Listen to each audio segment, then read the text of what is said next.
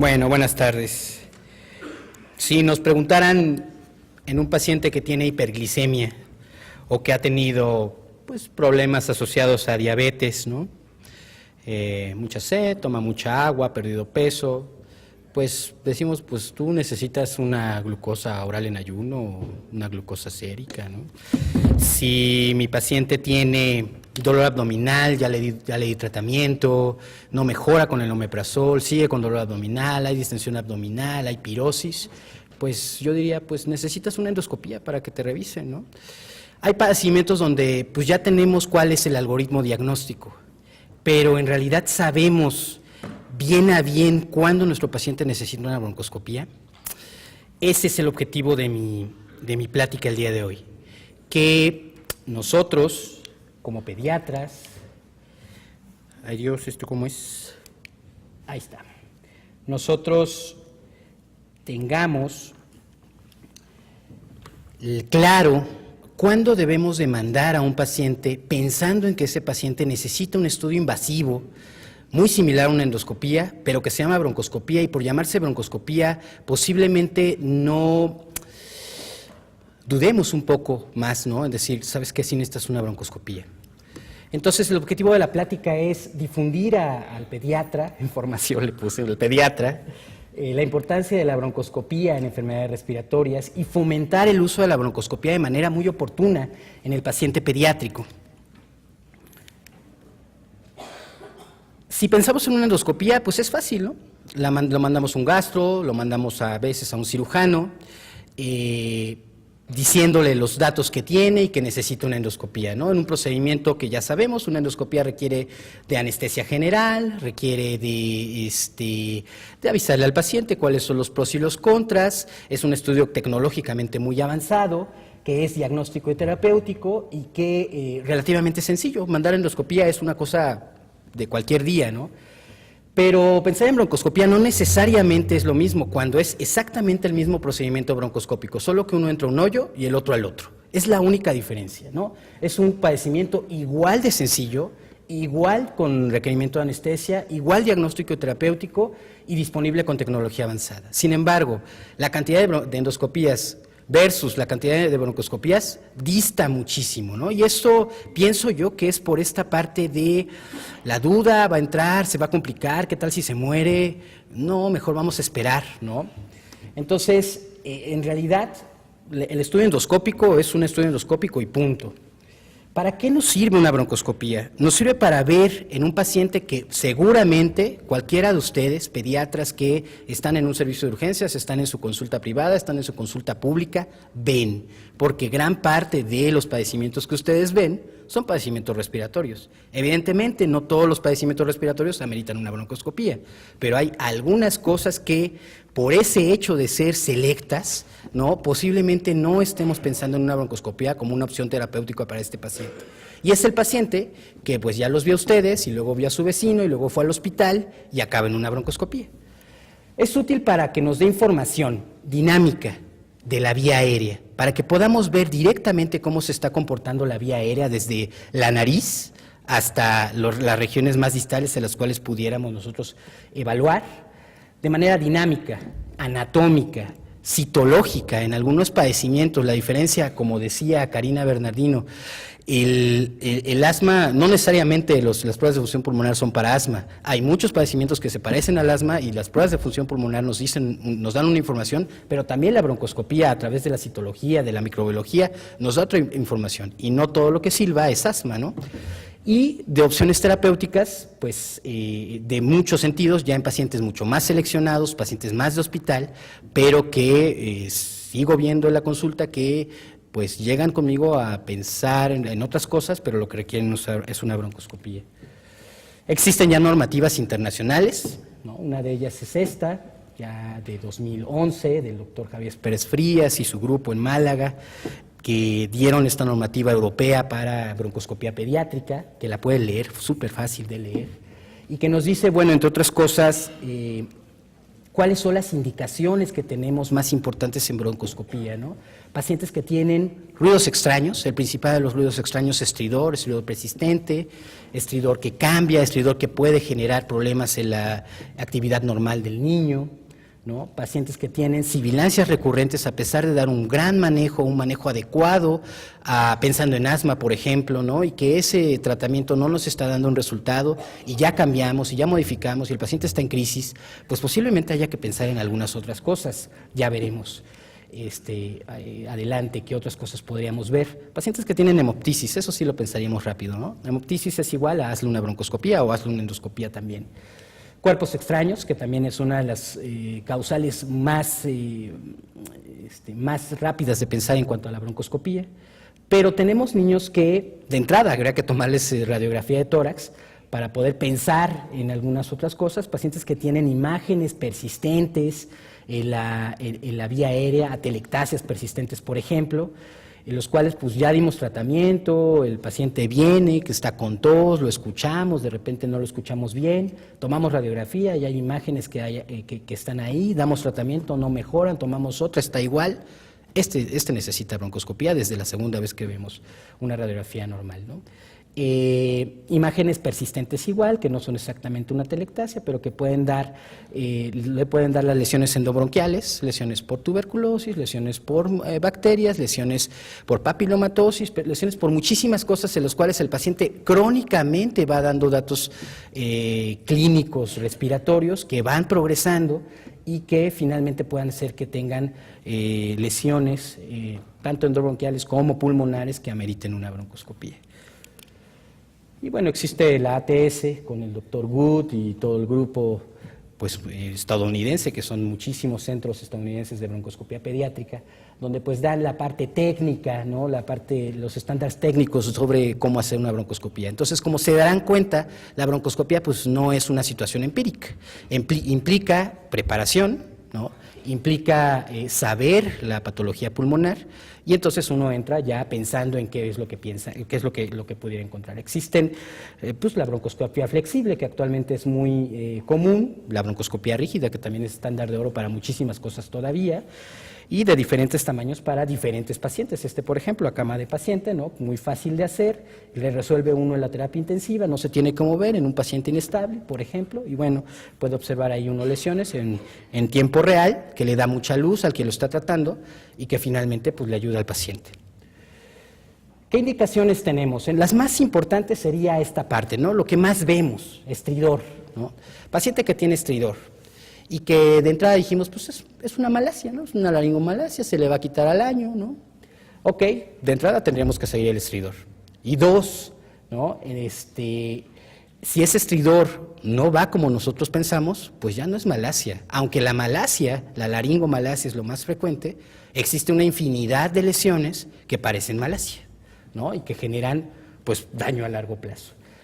La sospecha de aspiración de cuerpo extraño, como ustedes seguramente ya lo tendrán en cuenta, que de esto voy a hablar un poquito extra porque hay que seguir pensando en cuerpo extraño, no se nos debe de ir en el interrogatorio del cuerpo extraño. Sibilancias persistentes, ya vimos al paciente, lo tratamos como asmático, tenemos años con él, sigue asmático, habrá que pensar si no es otra cosa, ¿no? Tos crónica, tos de más de 3 semanas de evolución, ya le dimos todo lo que nos vienen a dar para tos crónica y no mejora, ¿no? Pues a lo mejor habrá que pensar en otras cosas, ¿no? Hemoptisis, ya vimos, alteraciones en la fonación, muy frecuente, alteraciones en la fonación, pacientes con ronquido igual, que podrían tener alguna otra cosa, habría que pensarlo. Atelectasias persistentes, neumonías recurrentes, el paciente llegó con una neumonía, ya lo diagnostiqué, no lo traté en hospital, lo traté en su casa, lo llevé al hospital a lo mejor, y pasan 2, 3 meses y tiene una nueva neumonía. Entre otras cosas, habría que ver la inmunodeficiencia, todos los problemas que pudiera tener. Pero dentro de este estudio de inmunodeficiencia incluso, una broncoscopía es una opción. ¿Por qué? Porque me recoge microbiológicamente cómo está el paciente y me puede dar a pensar diagnósticos diferenciales a esa inmunodeficiencia, ¿no? Fibrosis quística, por ejemplo. Hiperclaridad pulmonar localizada, alteraciones localizadas y persistentes de la radiografía de tórax que tenemos, que debería de ser en nosotros, pues una de nuestras herramientas básicas al tener pacientes respiratorios, pues por lo menos tener una radiografía de tórax al persistir esos síntomas y empezar a pensar en otras cosas y no nada más la tos crónica, por ejemplo. Y bueno, no solo es malasia, ¿no? Si pensamos en estridor, pues nos podemos encontrar un sinfín de lesiones, ¿no? Es que están adosadas a las cuerdas vocales, que vienen de la tráquea, que están solo en las cuerdas, lesiones que pueden ser crónicas como una papilomatosis laringea, que regularmente se diagnostican a través de una broncoscopía y regularmente se sospechan de manera muy tardía cuando las lesiones pues ya están o aquí ya muy diseminadas y obstruyendo la glotis o ya invadiendo el árbol tracobronquial, ¿no? Otro tipo de lesiones, hemangiomas que casi ni siquiera se ven, ahí parecería normal, con una lesión ahí, ¿no? O lesiones tumorales, ¿no? Dentro de, yo les estoy enseñando pues imágenes de laringe, ¿no? O esta lesión en donde pues vemos claramente cómo hay un abultamiento, ¿no? De la región glótica que disminuye la luz glótica y que pues, genera estridor, ¿no? Genera estridor de manera progresiva. La clásica imagen de laringomalacia es lo que más vamos a encontrar, pero hay laringomalacias que no mejoran al año de edad, no mejoran a los 2 años, requieren de una traqueostomía, requieren de revisar si es una laringomalacia simple o aparte de la epiglotis que se está enrollando, pues también están participando las estructuras de la comisura posterior, qué tanto está afectando, qué tanta secreción hay alrededor, tiene datos de reflujo, por ejemplo, ¿no? Tiene datos de alergia, es un paciente neurológico que requerirá una evaluación de la vía aérea para ponerle una traqueostomía. O sea, no solo es revisar la laringomalacia, sino es el complejo ya de revisar la vía aérea con fines terapéuticos que mejoran incluso la calidad de vida del paciente.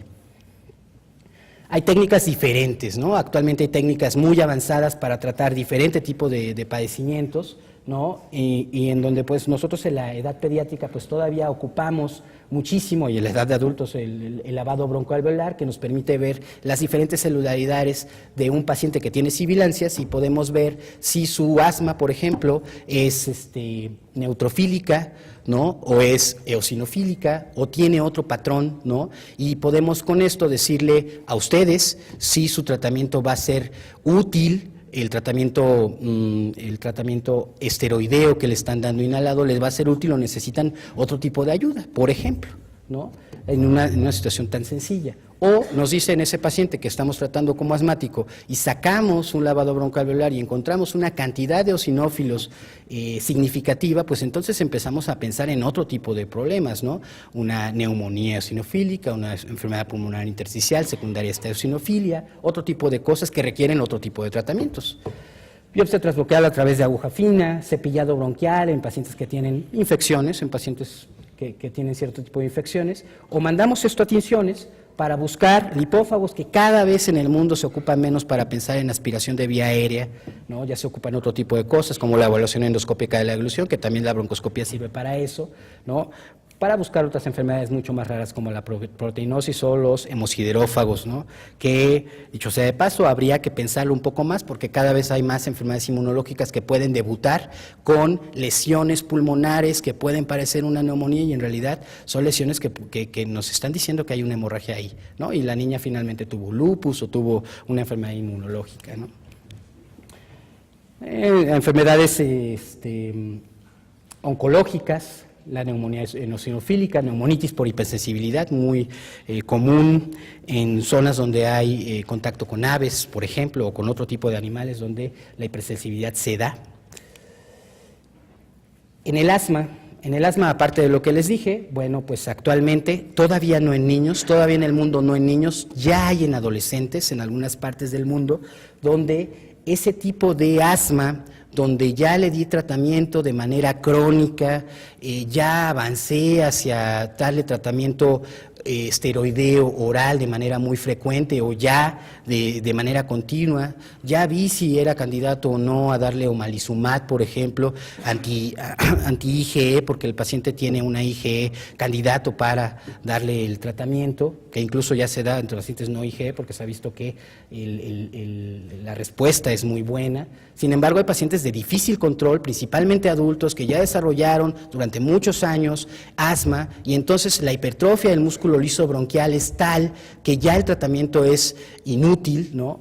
Pues la termoplastía, que es esta técnica en la cual uno introduce a través del broncoscopio flexible que entra en la vía aérea central, y uno va a revisar cada uno de los bronquios segmentarios o los bronquios más importantes de la vía aérea central, donde está la hipertrofia del músculo liso, pues a través de quemarlo, básicamente el músculo liso, generar a través de un aparato que genera calor, ¿no? A través de electricidad, pues quema la vía aérea, quema el músculo liso bronquial y disminuye el grosor que tiene este músculo liso, y que finalmente, tras una terapia que es de una sola vez, de un solo momento en la termoplastía, pues disminuye la necesidad de esteroide, disminuye la necesidad de esteroide oral, disminuye las crisis, ¿no? Y mejora la calidad de vida en estos pacientes, que son los menos, ¿no? Pero cada vez hay más que tienen asma, que tienen difícil control, ¿no?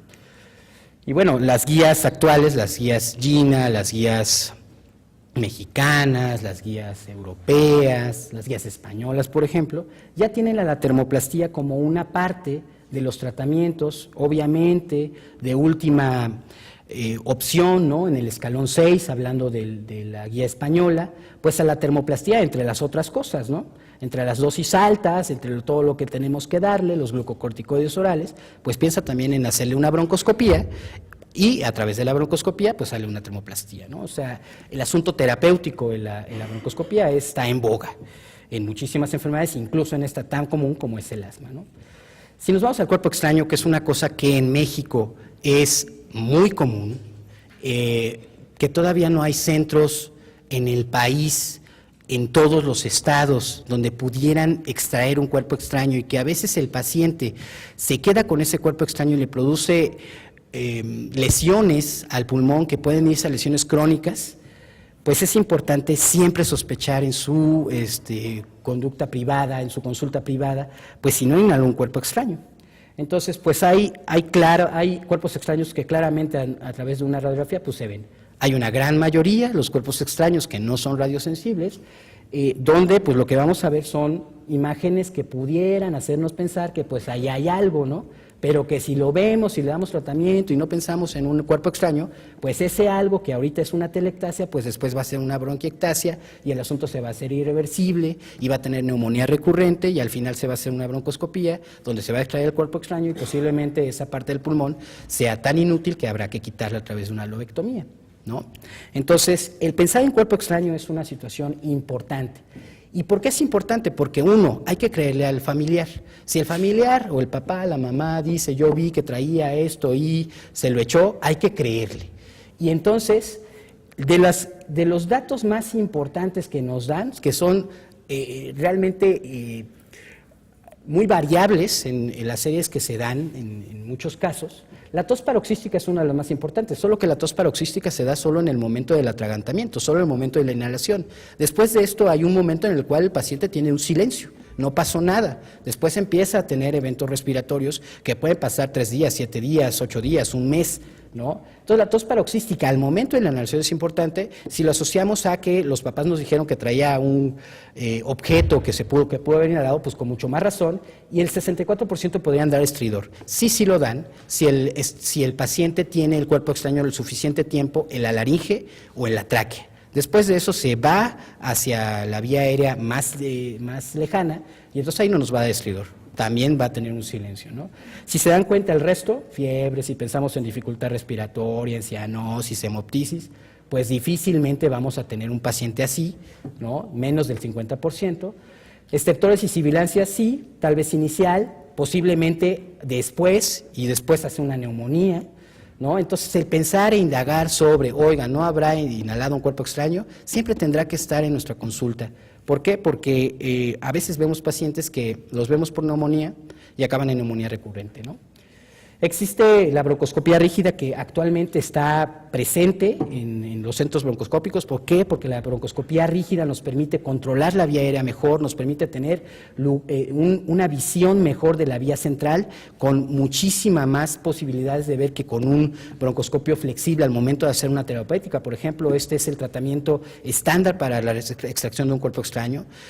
Ya hay muchísima tecnología en cuanto a la broncoscopía flexible, sin embargo, la broncoscopía rígida siempre tiene que estar ahí para esta parte terapéutica, porque nos permite mucho avanzar con el paciente con más estabilidad.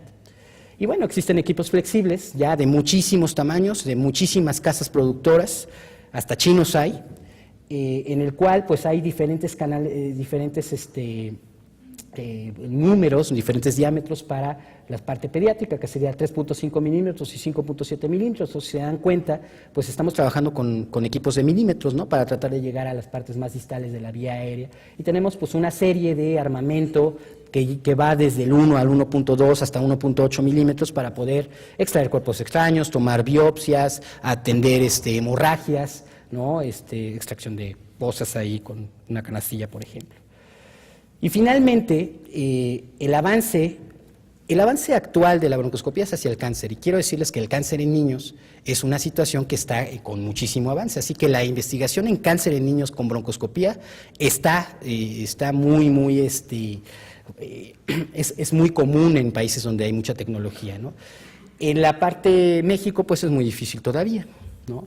Esta parte que les voy a hablar es sobre traqueostomía. Actualmente ya hay guías internacionales para hacer traqueostomía en la cama del paciente. En vez de llevárselo inestable a un paciente que puede convulsionar o que esté inestable hemodinámicamente, mejor uno va con su equipo endoscópico, realiza una traqueostomía a través de la broncoscopía. Yo pongo el broncoscopio en la zona de la tráquea, ilumino dónde está, alguien más que está afuera introduce una aguja con la cual, un trocar, con donde yo voy a pasar una guía y después pasar a abrir el estómago traqueal, y en 20 minutos está la traqueostomía de tu paciente, ¿no? Este es un avance muy importante que igual todavía no se da en niños de manera oficial, pero cada vez se da más en adolescentes en lugares donde se puede hacer, ¿no? Y entonces en un proceso en el cual al otorrinolaringólogo le costaría alrededor de 4 horas en lo que va y viene del quirófano, un endoscopista que está capacitado, pues lo puede hacer en 20 minutos, ¿no? Entrar, revisar, la otra persona ve dónde está la zona donde va a picar, mete a través de la zona donde picó dilatadores, dilata la zona, hace un estoma y pone una traqueostomía, ¿no? En este artículo, este artículo es de Turcos, donde el 41% de las broncoscopías que hicieron durante cierto tiempo se dedicaron a ver infecciones, y esto es importante porque las neumonías a veces las tratamos de manera empírica y las seguimos tratando de manera empírica, y hay pacientes en los cuales necesitamos obtener el diagnóstico microbiológico para poder dirigir de manera temprana nuestro tratamiento. Pues bueno, 41% de estos amigos lo hicieron pensando en esto, y encontraron de estos 73, 61 que efectivamente tenían o inflamación o infección, o sea, obtuvieron un resultado microbiológico, y lo demás pues encontraron otro tipo de lesiones, entre otras, miren, cuerpo extraño, ¿no? Un paciente que entró por infección, pues ahí encontraron un cuerpo extraño, y bueno, encuentran otro tipo de cosas, de tal manera que en pacientes que tienen infecciones recurrentes o que tienen neumonías recurrentes, una de las cosas que hay que hacer es una broncoscopía, ¿no? Un hemocultivo nos puede dar pues, menos del 10%, ¿no?, en una neumonía. Una broncoscopía nos puede dar hasta 50% de positividad en una infección pulmonar, ¿no? Y pues bueno, en estudios obviamente hospitalarios, pues las infecciones nosocomiales son las que llevan mano, ¿no? Sin embargo, pues si se dan cuenta, pues aquí podemos dar tratamiento dirigido, y cada vez, regreso al cáncer, cada vez tenemos más niños con cáncer que hacen 1 y 1000 neumonías y que entre otras cosas necesitan una broncoscopía, que eso ha sido un éxito ya en hospitales, por ejemplo, en el que yo trabajo. En el 2018, las broncoscopías que hemos hecho, pues nosotros también hemos encontrado algo muy similar en cuanto a nuestro aislamiento microbiológico, que ha sido un poco menor a ese 50%, pero ya por lo menos hemos dado luz a muchos pacientes que teníamos ahí y que no sabíamos exactamente qué tenían, y bueno, pues ya tenemos esto. Y en cuanto a qué broncoscopía, ¿qué es lo que hemos encontrado? Bueno, pues lo hemos metido por neumonía, hemos metido por estridor, atelectasia, pacientes que tienen traqueostomía. Verán ustedes en algún momento pacientes con traqueostomía. Una de las cosas que hay que ver es cómo va esa traqueostomía, cómo va la vía aérea. La idea de la traqueostomía no es que se quede toda la vida, excepto a aquellos pacientes que lo requieran. La idea de la traqueostomía es que llegue a su objetivo y adiós traqueostomía. Entre otras cosas, habrá que revisar cómo queda la vía aérea después de la traqueostomía. Pacientes con FQ, pacientes que tienen fuga aérea, evidentemente habrá que revisar por dónde se está fugando. Falla la extubación. En las terapias intensivas, una de las cosas que ya a nivel mundial se está haciendo es hacer una broncoscopía antes de extubar a tu paciente, con la finalidad de tener certeza de que el paciente no tiene infección o inflamación que determine una falla a la extubación, ¿no? Quemadura de vía aérea, que es básico para determinar la quemadura, y pues muchas misceláneas, ¿no? Malformaciones, tumoraciones, lesiones endobronquiales, lavados broncoalveolares, buscar tuberculosis, buscar infecciones nosocomiales o infecciones crónicas, niños que van a cuevas y tienen infecciones, posiblemente una broncoscopía nos ayude, y eso no es tan raro tampoco. De tal manera que una cosa que quiero concluir es que tendrán que pensar en broncoscopía como uno de los elementos que ustedes pueden ofrecerle al paciente para ayudarle a su padecimiento, ¿no? La broncoscopía inicialmente lo hicieron los otorrinos, los gastros, lo siguen haciendo los gastros, otras especialidades, pero los cirujanos, por ejemplo. Para un cirujano, técnicamente, hacer una broncoscopía pues es una situación sencilla, ¿no? Un cirujano opera, ¿no? Una broncoscopía es una cosa de la nada. Para un gastro hacer una broncoscopía es sencillo, técnicamente lo puede hacer, pero un neumólogo, al pensar en una infección, en un evento respiratorio, en un proceso respiratorio, puede dar más luz a esa broncoscopía, más que técnicamente, sino dirigir el tratamiento incluso transbroncoscópico, ¿no? Para poder pues darle terapéutica a ese paciente. Entonces, hecha por un neumólogo, le da más calidad al estudio endoscópico que ustedes están solicitando. Y no es porque sea neumólogo, ¿no? Considerar a la broncoscopía en enfermedades pulmonares y traqueobronquiales que no tienen la evolución esperada, ¿no? Una neumonía es un ejemplo claro. No te va bien en la neumonía, una de las cosas que podrías hacer es una broncoscopía, ¿no? Y la broncoscopía es una herramienta útil, pero muy subutilizada en México, ¿no? Y actualmente habemos en el país más de 200 neumólogos pediatras, de los cuales muchos de nosotros, la gran mayoría, puede efectuar una broncoscopía estándar sin mayor problema, porque dentro de el adiestramiento o de la formación como neumólogos pediatras, la broncoscopía es una situación normal dentro del devenir diario de estos pacientes. Entonces, ojalá después de esta plática pues tengan ustedes pues más información que les permita mandar a este paciente a una broncoscopía. Muchas gracias.